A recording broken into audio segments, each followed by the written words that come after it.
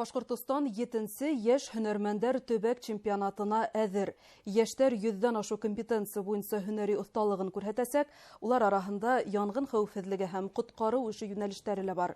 Хөкүмәт премьер-министры урынбасары Ирек Сәгыйтов төбәктең гадәттән тыш хәлләр буенча дәүләт комитеты һәм Өфөнең янгын һагы идаралыгы итәкчелеге менән ярыш майдансыктарын караны.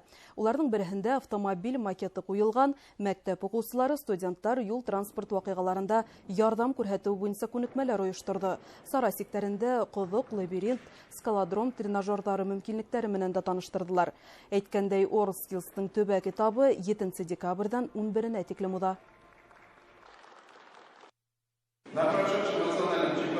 Узган милли чемпионатта Башкортостан командаһы янгын хәвефсезлеге компетенциясендә 2нче урынга лайык булды. Безнең югары һөҗүмтә менән горурланырга толык хокукыбыз бар.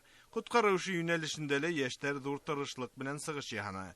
Әмма еңү яуларга осталык, тәҗрибә етмәне. Yetişsizliktер, хаталар билдәле. Киләсе чемпионатка җитдирәк әзерләнергә кирәк.